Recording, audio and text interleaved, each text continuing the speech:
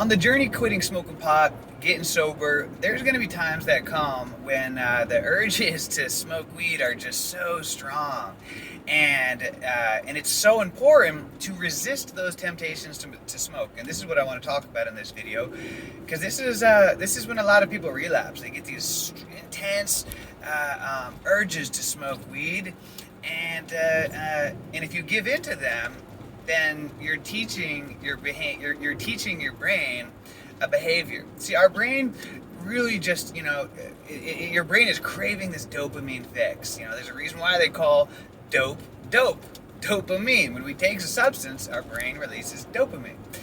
And so this is the thing. When you're getting those strong urges, this can be from a time that you're depressed, anxiety, or maybe you just have these strong, intense urges to come on, to just want to get high.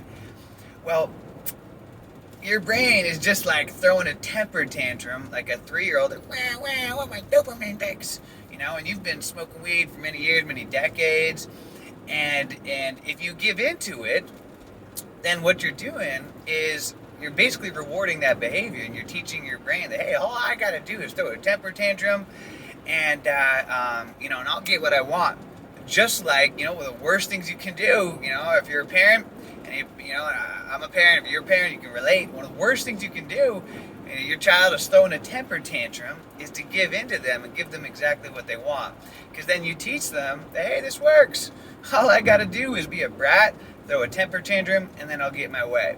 And so if you give in to those urges, no matter how strong they are, then you're teaching your brain that, hey, this works. All I got to do is throw a temper tantrum, and and I got this guy wrapped around this girl wrapped around my finger, and they'll go and they'll smoke up.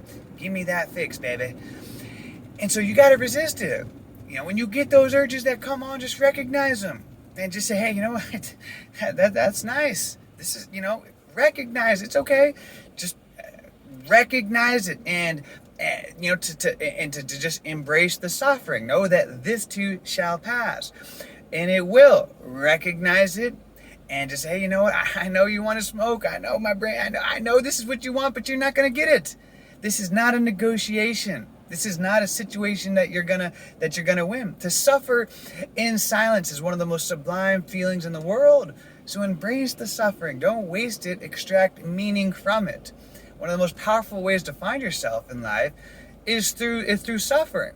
And one of the quickest ways to lose yourself is in chasing pleasure and pleasure seeking, looking for happiness in the same place that we lost it.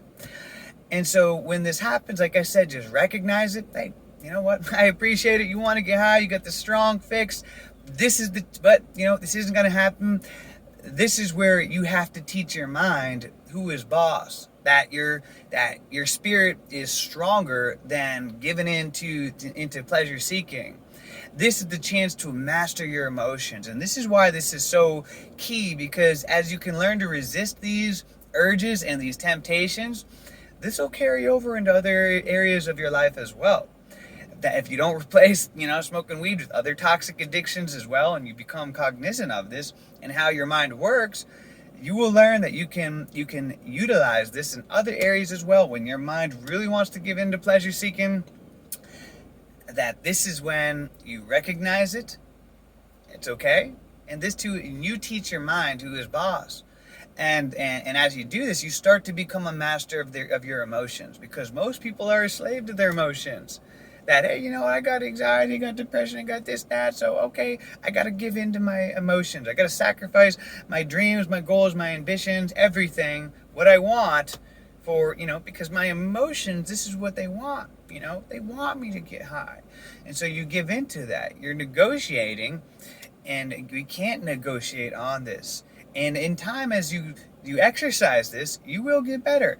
You'll get stronger, and this will get more efficient and easier and effortless. And this skill will start if you extract the meaning from it and really appreciate what is going on, will carry into other areas of your life as well. When you get up in the morning, you're super tired. Instead of negotiating about this, you just do it. It's not a negotiation. It's just you get up and you go for your workout because, hey, It doesn't matter about what your emotions want. This is what we do now. All right. So I hope this helped, guys. Just a quick little tip on why it's so important to resist those urges and to resist those temptations, because you don't want to train your mind like a little toddler throwing a temper tantrum that when it's acting like a brat, that you're just going to give into it and give it what it's want. You want to teach your mind that, hey, you know what, I am the master of my emotions. I'm the master. I decide what is going on and where we're going to head, and I'm not going to just give into my emotions, because if you keep giving into those urges and those temptations, that pleasure seeking, then you're teaching your mind all it has to do is be a brat, throw a temper tantrum, give you some depression, some anxiety, some terrible feelings, and you'll just give into it, and they'll just get worse, and it'll get a stronger grip on you. But you can reverse all this. It's going to take work, and you got to be patient, guys. You got to be patient. You got to be patient. You got to be patient. Patience is a virtue. And know in time, as you do this, I keep saying this, be patient, then what'll happen is you'll retrain the mind-body connection, and things will start to shift. And this is when your life will exponentially begin to improve, and the anxiety and the depression and all the other low-level behaviors that controlled your life and kept you like a slave to these addictions, these will start to alleviate, and you'll start to become more in control of your life. All right, hope this helps, guys. Let's make it a great day, a great week, a great month, a great year. Let's make it a great life, baby.